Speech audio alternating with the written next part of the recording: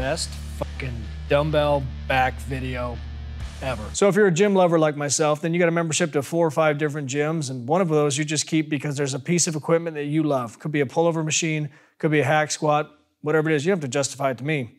I get it. But it's nice every once in a while to get back to the reason you fell in love with working out in the first place, and that's throwing some dead weight around. But the one thing that's hard to replace is how many phenomenal exercises there are for lats. Everything from a standing cable pullover to the 75 different handles you can use on a lat pull-down machine.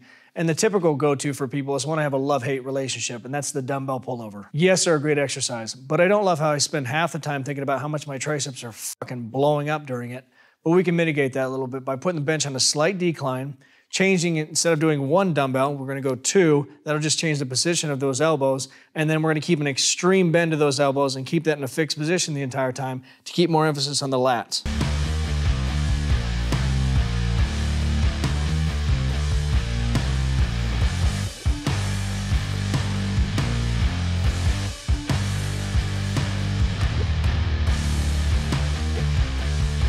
So one way I found to take somebody who's either brand new or just has horrible hamstring and flexibility and get them really good at standing dumbbell rows is have them make friends with the wall. So usually what happens is because of that inflexibility, they end up overcompensating with those legs. So squatting down to the point where they're actually laying on top of those quads, and yeah, you don't have to worry about shitting at your spine at that point because your back's so bowed, but then you end up missing out on what I think is the biggest benefit of this exercise is the flexion and extension you get from those spinal erectors from that mid-back up. So by sitting them against the wall and then walking those feet out to the point where they can start the movement with a flat back, then you take the legs out of the equation, but you also take that lower back out of the equation as well because they don't even have to think about it. They don't have to worry about it bowing. It's just locked into place. And then from there, it's just deciding how much flexion and extension you want in that mid-back.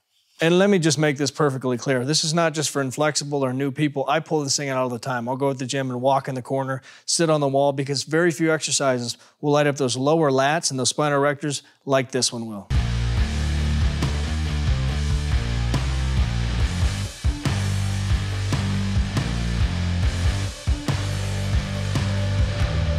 So one of the actual benefits of dumbbells is they're pretty damn limiting. There's not much you can really do with them, so you have to be a little bit more creative in how you actually complete the movement. So instead of a typical high row where you're just cranking it up and down, we can break it into 2 movements. We can start by flexing those rhomboids first, and then go into the movement where we're flexing those traps and the rest of that upper back.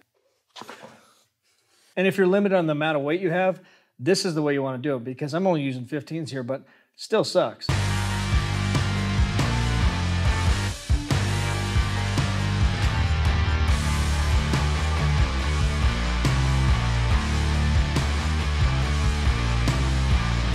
So the reverse hyperextension is a phenomenal piece of equipment. It's one of the few that lets you hit those paraspinals from the bottom up, but most people don't have it.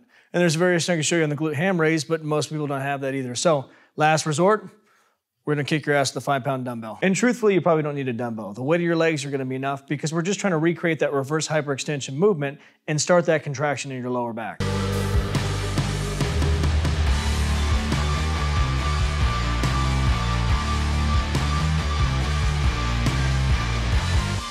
Here's a link to one of my favorite back videos with no equipment limitations, also another one of my favorite dumbbell videos. And as always, make sure you subscribe, hit that notification bell, and get after it, get growing. Talk to you soon.